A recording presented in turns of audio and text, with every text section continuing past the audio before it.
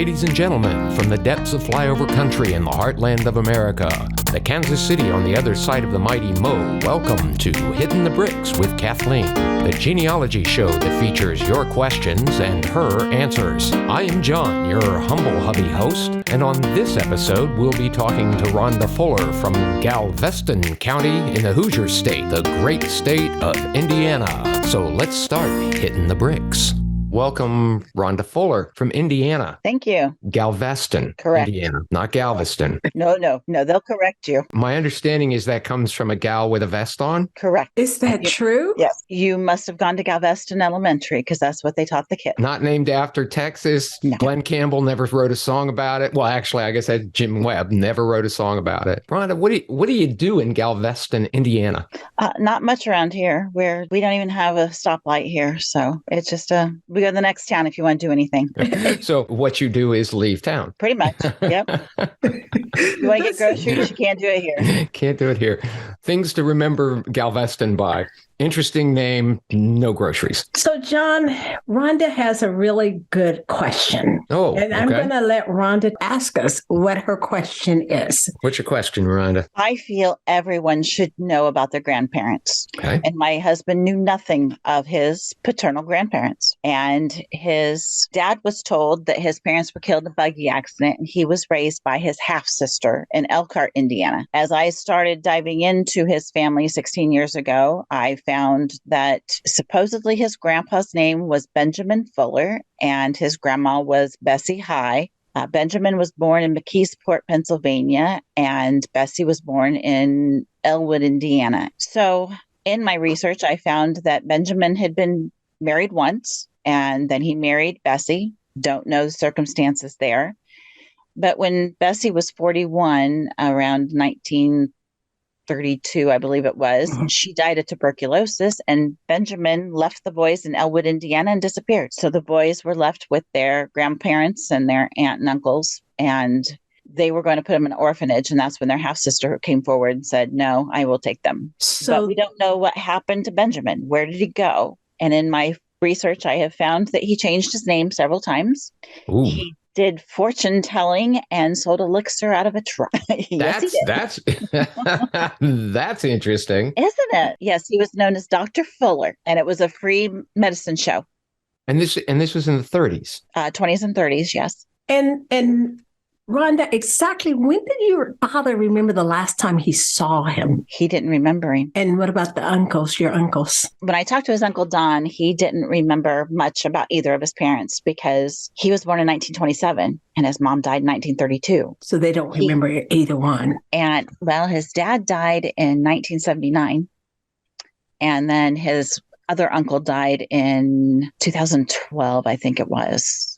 Okay. So he does still have the one living uncle born around 1927 who told me that they had to entertain the audience vaudeville style on a stage, trying to keep them there while the parents sold the elixir out of the truck. So there's a few things I'm going to just jump in here and ask you or talk to you about, if that's okay with you.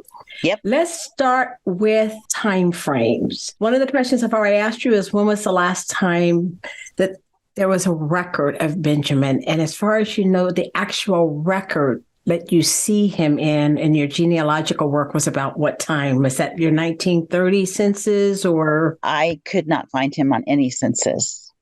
The last record that I could find him on was his wife's death certificate in 1932. Okay. And you mentioned that the children went to the grandparents, and I'm assuming the high side. Correct.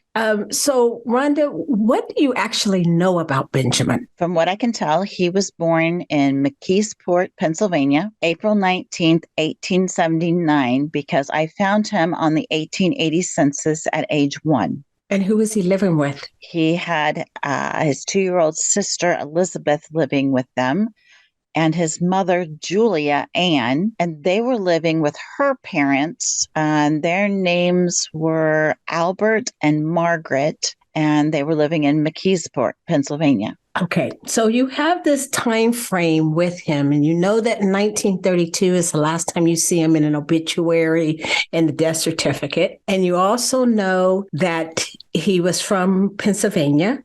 Mm-hmm. And the death certificate of his wife, Bessie, is in Indiana? Correct. The last time we did go to Pennsylvania and went to the Historical Society, went to the library. They were not keeping birth records that early. Right. And there was no record of any of them. I couldn't even find his grandparents' death place. When's the next time you actually see the children? There was a letter after their mom died from an attorney asking if there was any monies for their sister to help raise the boys. And what was the answer? Don't have an answer, and the family that had the letter didn't know what came of it. All I have is the letter from the attorney asking the question. No response. Okay. Yeah. And I'm assuming that attorney law firm is out of business now? More than likely. Do you remember the date of that letter? It is dated March 23rd, 1944, and it's from a lawyer's office in Elkhart. Okay. So this is really exciting. This is a great project. And there's a lot of places you can still go. So I wouldn't yet call it a brick wall. I would say that though it has its own nuances. This project is about one man, two wives, 3 names, 4 states, and 5 counties. And a partridge in a pear tree. Exactly. So, Rhonda, I want you to tell us, and just to make sure my notes are correct, what were the names that you know him by? I have Benjamin Harry, Benjamin H., Harry T., Harry Thomas, and Dr. Fuller. Okay. Those are some fun names. And we know that we see the doctor a couple times. Do you know why he was called a doctor? I figured he did that himself because he sold elixir and was trying to make more money. Well, I'm sure you saw in some of the documents that he was a druggist. I think that was on a marriage record. Yes, that's what he wrote down. Yes, and he was a druggist. Oh, really? One of the things that you sent me was when Bessie was trying to get a divorce and she was trying to get her child back in 1924. Mm-hmm. She went to Elwood, Indiana, to get her child back. Yes. Her first husband had the daughter. And that is when I was paying attention to this Dr. Fuller. Mm-hmm. And they said his description was that he was a patent medicine vendor. Now, why is that important? Well, one of the reasons it's important is because the Prohibition. During the Prohibition up to 1933, only person who could get alcohol were the druggists and the patent medicine people. Now, a lot of those people ended up in prison because they killed someone with their elixirs. And that's one of the places I want you to check for him is in prisons. I think you found him even at the young age of 18 or 21 in a reformatory. Is that correct? Correct. Did you pull those records? I don't know how to pull those records. Wonderful. So you were literally going to call. That's wonderful. I knew that's the truth. Shut up, John. He's teasing me here, Rhonda. I'm so happy for your misfortune for a nominal fee. So you're going to call that was a federal reformatory.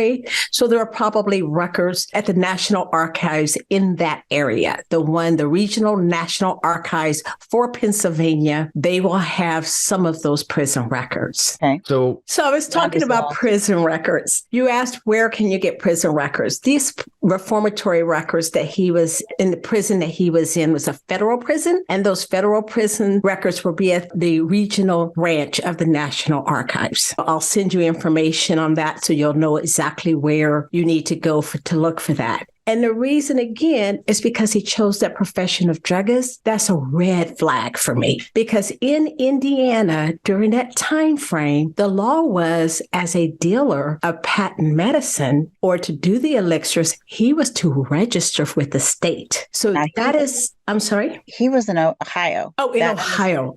Yes. That is where they spent most of their time. That's where all the kids were born. And I do see them in Ohio. I have them in Pennsylvania, Illinois, Ohio, and in 2 different counties in Indiana. But most of the time was Ohio. In Ohio. Yeah. But in 1932, when she died, they were living in Indiana, correct?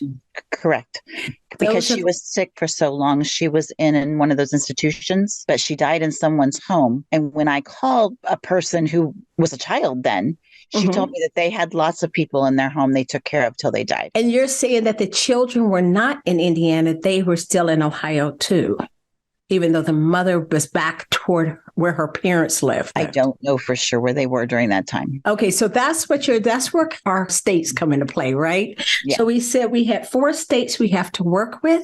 And you'll want to see, just like Indiana, if Ohio had some rule with registering the vendors. Now, I do have in his prison record here that he was arrested for larceny and receiving. So that's one of the things that I found was very interesting was his career, his occupation. The reason also that it's important is because that's how you're going to differentiate him from all the other Benjamin Fullers, Harry Fullers, is through his occupation. I did note also that there is a Harry T.H. Fuller in Leavenworth. So I don't know if he is the same person, but he did say his father's name was Albert and the age was about right, like 45. And see, when I look at records, I don't find a father's name. Could his grandpa have been his father? His grandpa was not his father. He claimed him as his father, as Albert. Well, we're hoping his grandpa was not his father. His mother was Julia, who was the daughter of Albert. Something we all can join in and have some commonality. I'm sure he hoped at some point that his father was not his grandfather as well. He puts down everywhere that his father's name is Albert and his mother's Julia. He does. But we're going to hope that's not true. We're going to hope that maybe his grandfather had a big part of his raising because his mother was an unwed mother. Mm-hmm. I mean, she's using the name Fuller. The kids are Fullers. She's living in a family's house when the kids are 1 and 2. Yeah. So we're going to assume that his grandfather's not his father, but he uses it on so many documents. He decided it was, or he was legally adopted. I don't know. We do know that they went to Illinois. We know Julia was in Illinois with him. There's a lot of records that we still can't unscramble. And your husband did take the DNA test. Yes, with Ancestry. And in there, did he have any other Fuller contacts or connections? Not that I found. And he shouldn't, except on his maternal side, because there were other Fullers in that household with Albert and Margaret. So I would suggest you have that DNA actually analyzed or just working through the analysis steps of how to analyze DNA. Meaning that you're looking for first and second cousins of your tester. Actually, you're looking for second cousins of your tester, which would be a third great or a second great grandparent, because that would be your most recent common ancestor. And that will help you find his father. Have they taken a Y DNA test? My husband is not, no. I would suggest you take that because that would take him from himself to his blood father to that man's blood father to the next one's blood father. And that is on family tree DNA. Family tree DNA is the test that he will want to take with a Y, and that will help him find out the actual father of Benjamin, Harry, Thomas. Dr. Fuller. Yes. I like this guy. He might have been a horrible person, but I like this guy. He's interesting. So the other thing I did note, and I was very excited about this, was the court records. I didn't see a lot of court records that you had on your tree. No. You want to pull these court records. They're exciting. Okay. You start with the Anderson, Indiana court records with that 1924 case, and it can get a little expensive. So watch your budget, but that would be a good one to find out. The next one is one I stumbled on. Now, let me make sure I explain my process. I don't do your research for you. The idea is it's a do-it-yourself research. I'm just going to guide you through a research plan as I would do it. So in order for this to be a brick wall, to me, I would need to look at wills and probates, guardian records, look at the social time frame, which is like Prohibition time frame, and look at military records as well as court records. Well, the court records to me are just so juicy. They had no discretion in what they told in them. So in that, you want to get the divorce records, and you want to check, of course, for prison records. But there are a few others that I didn't mention. So the guardian record, and you mentioned the 1944 letter, that date is important because the lawyer who was asking for the money was asking, I guess, for Vivian Robinson, who became Sherwood in 1940. But I did a typical look that I would look when I'm doing my research plan. What court records can I go through? And so when I'm looking at which court records I can go through, the one I know I want to do is Elwood and Madison County. Was there a guardian record there? We also know that we want to do Elkhart County, Indiana, because that's where Vivian lived when the boys were in the 1940 census. Now, that's a fun place to look because that particular area is divided into 2 counties. So you also have to look in both Elkhart County and Tipton County. So you're looking in Elkhart County is in Goshen, and then you're also looking in the Tipton County courts. So I quickly go in and I check, okay, what are my resources? And that tells me on my research plan, do I need to make a phone call or can I go right to Family Search and look it up? I went to Family Search and said, oh, okay, they have some indices here. In those indices, Bessie Fuller is named with Vivian Sherwood in 1944. So that tells me already that there's a will, a probate, and it was considered a guardian papers. So there is a legal guardianship somewhere because there's land involved. And Bessie High Fuller, I'm saying Bessie High Fuller. I do not mean that. Oh, I know that is correct. It's Bessie High. Okay, so that's her maiden name. So that was correct. Bessie High Fuller. Wait a minute, let me put on my cough button so they can't hear me cynically laughing over here. Hang on, just you can cynically laugh if you wish. Bessie High Fuller. Are you sure? Thank you. I got it now. I got it.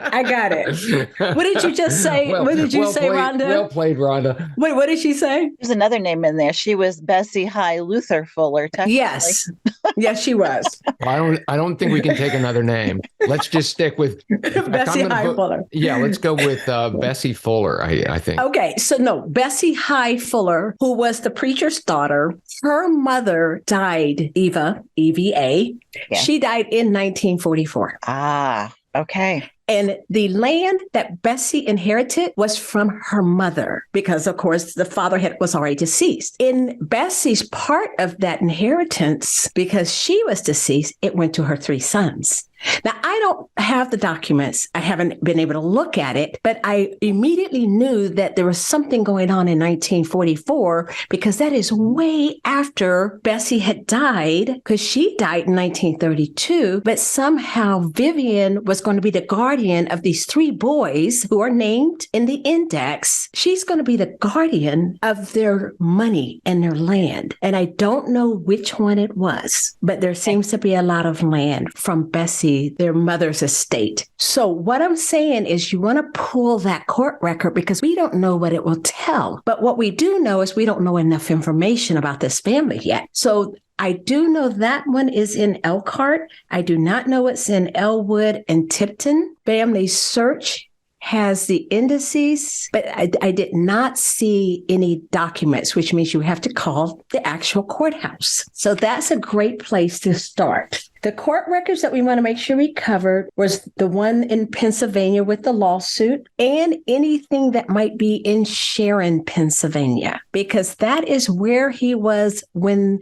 her first marriage broke up and that she had ran away with this great Dr. Fuller and left her husband Luther behind. So we want to look at that court record. We also want to look at the prison record. You also want to look at that actual divorce record in Indiana. And you want to do the guardian records in all of Indiana. But from what you're telling me, they were also in Ohio. So you also will want to check in the Ohio County Court that they were living in to see if there's guardian records there. Somehow Vivian got an illegal guardianship, though. Yep. And so that's what you're chasing. Hopefully the guardianship explains where the husband is or where the father of these children might be. I know they had a baby that died at 3 days in Ohio. Yes, I saw that in a little town called Augleys or something. And I have a birth certificate for Jack, but there was no birth certificate for John, Don, or Olive. And that late in time frame, they should have had a birth certificate. If they went to the military, which they probably were at least drafted, they would have had what's called a delayed birth certificate if they didn't have their original. So somewhere there should be birth certificates because we're talking the 1920s and every state had birth certificates then. But you might have seen the letter I included, dated June 13th, 1944, which said it was a certified copy of the birth record for the twins as found in the grandmother's Bible. And that's what they used for their military admittance. And family Bibles were totally legal. What's funny is I found the Ancestor that has the Bible and they're not in it. So we don't know that that was really their birthday. Okay, so let me just go back up one more time. That's fun. That is okay. This has been lots of fun. Right. Bessie High's father was John High, and he was a minister. Yes. And do you know the church that he was the minister of? Church of God in Elwood, Indiana. And did they keep any records? I've not gone there. I've gone to the library, but not the church.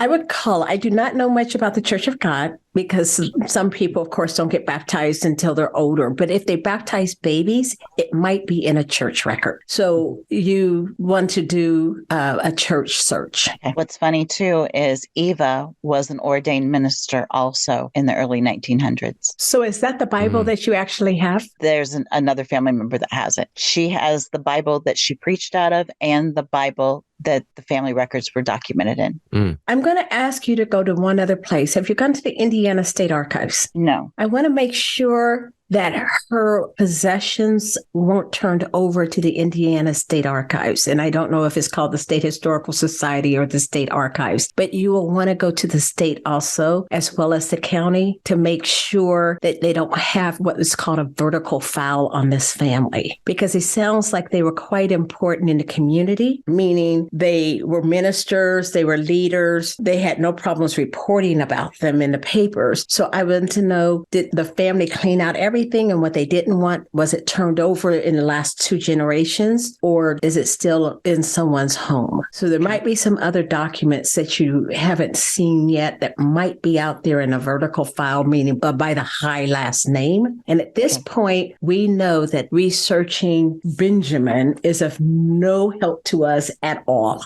So the only way you're going to learn about Benjamin is from everyone else, including his sister who died a year or so earlier, unfortunately, and his mother died a year or so earlier. So they are no help to us. Isn't that interesting that Benjamin can actually, at a certain point, almost successfully disappear with everything that we're connected by? That it just would seem to me there's going to be an AOL account or something. And he has something. He has an AOL account? No, John. He does not have an AOL account. Did we have a breakthrough? That was not the breakthrough. It just seems like it would have been much easier to disappear back then than it is possible now. It was possible because we don't know if Benjamin had a second family somewhere else. We don't know anything about this guy. All we know is his occupation, his age, and his mother and sister's name. And if he had an Instagram account, I'm just saying that it would be harder for him to disappear. It would be harder, sweetie. Yeah, if he had a social media account, it would be harder. Okay. So I wasn't able to find a first wife for him either. We know that he was married before Bessie, but I have no idea who it was or where. So we know he's in Sharon County when he's dating Bessie. He's in Sharon County, Pennsylvania. According to the newspaper article. According to that newspaper article. The Anderson, Indiana court that handled that paperwork might give you a hint. It's not going to talk about his marriage, but you're going to have to trace that back. So we know that he was in Pennsylvania, and then the next time we see him, he's in Illinois. He claimed he was living in Chicago when he married Bessie. Right. And she agreed with it. So we don't know if she really even died of TB at this point because he was out there making medicine. So, what a scurrilous accusation. How dare you? Well, you don't nothing about this guy. We don't know much about his character, right? How dare you impugn this man? He might have murdered his wife. What's funny, too, looking at all this, is my father-in-law was born August 2nd of 1924, but their marriage certificate is 1925. And she's a preacher's daughter, so she did the right thing. Stay away, stay in Pennsylvania and not bring shame on the entire family. But she did anyway because the community wrote it up in the paper and everybody knew about the minister's daughter. But in the meantime, who she married is definitely questionable because all we know is who he was as a child in Albert's house and his name. And his birth date seems to be consistent up to a point. As long as we can see him, he pretty much says the same date of 1879, I believe it is, in April 19th. So that does not seem to change.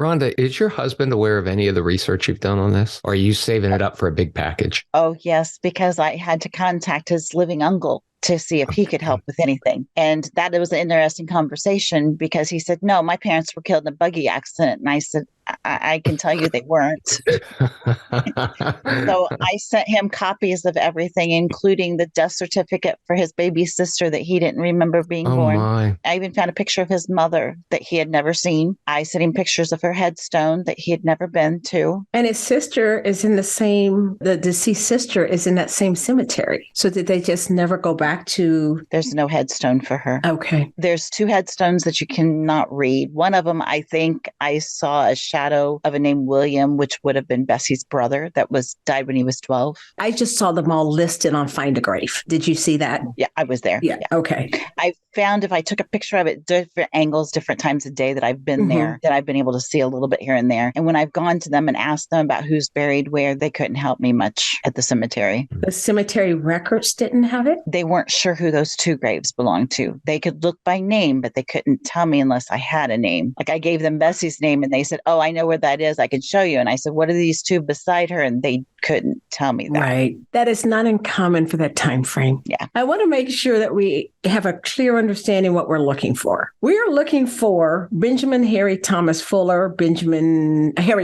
Thomas Fuller, anything like that. But the only way to do it is with all these other people. We can't look for him. He's unlookable, but he's associated with something and someone. At the time of his death, there were death certificates in all 50 states. We don't know if he changed his name, but he definitely didn't want people to find him, especially you there, Miss Rhonda. He could have been in the military. He might have joined, but he would have been much older. However, he might have been in one of the earlier wars, as in World War I, and was claiming a pension, which is another place to look. I did quickly do that when I do my research plan. There are plenty of Benjamin Fullers, Harry Fullers, and Benjamin Thomas Fullers and Harry Thomas Fullers for you to go through. He could be deceased, and with his circle of friends, that would not have shocked me. Speaking of the circle of friends, when he was younger, he had 2 other guys, young men, who were arrested with him. Those 2 men need to be searched. Where did they go? What did they do? When they all went in the same date, they all came out the same date. And you can see that on the prison records. There is a Eugene Neal and a James Mellon. You need to trace them because we're doing cluster research because that's the only way we're going to get to our bullseye here. The other thing I want to mention is to make sure that we know the next steps.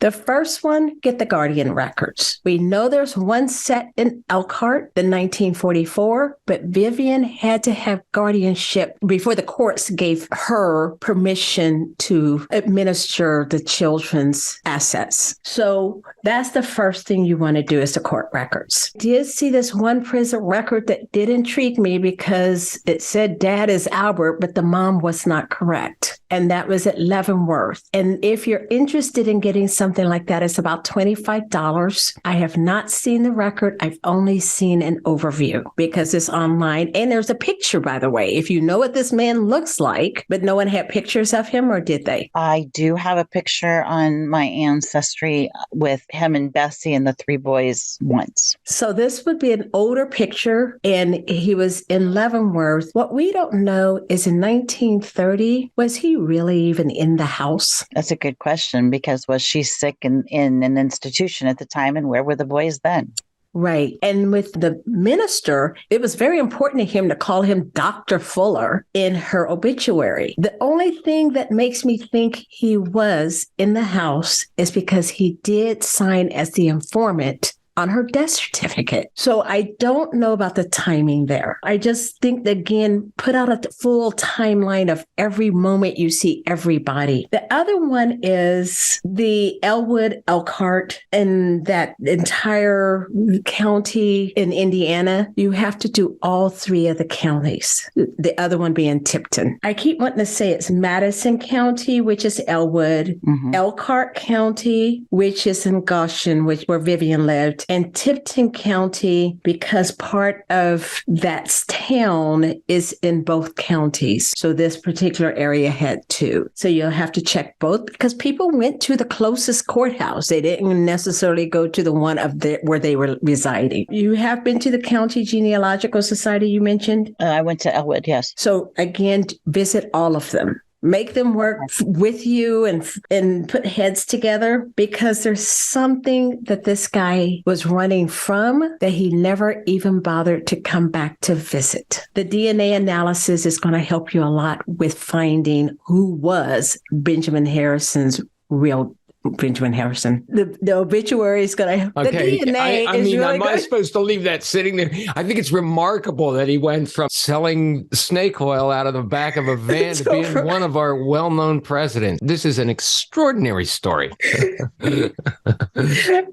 I love history. Let me clean it up a little bit for you. The DNA will help your husband to figure out who was Benjamin Fuller's actual family line, and that is the paternal side. So that will help a lot. And I think you'll have fun with this. I think there's a lot of work to be done before you can even say it's a brick wall, but you have a lot of places to go. Do you have any questions for me, Rhonda, beside that?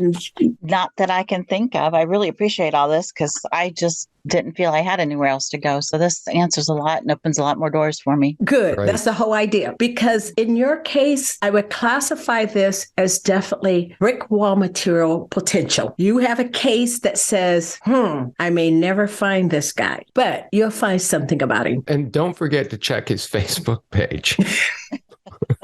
It's got to be there somewhere. Okay, John.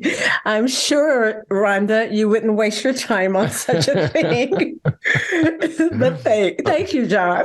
You're both very welcome. So, Rhonda, I want to thank you for joining me today, and John also with his silliness on Hittin the Bricks with Kathleen. I hope that you will keep in touch and let me know what you find out. In the meantime, I'm going to send you a couple of the things that I have that was on my research plan, and be sure to work from a research plan, one item at a time. Just take your time and enjoy. Thank you so much. I appreciate you doing all this with me. So Cheers, you. Rhonda. Thanks very much. Well, congratulations. You've made it to the end of an episode. Thanks so much for staying. Thanks to Rhonda from Galveston, Indiana, for spending some time with us. Thanks to Chewbacca Brandt, our part-time second AC and full-time Title IX violator of rabbits, for his unwavering lack of interest in anything we're doing. The theme song for Hittin the Bricks was written and performed by Tony Fistknuckle and the Aphids. Watch for their next appearance at the Canoga Park landfill. You can find us on Apple Podcasts, Spotify, and of course Buzzsprout. We'd love to hear what you think about the podcast, so stop by our Facebook page at Hittin the Bricks and let us know.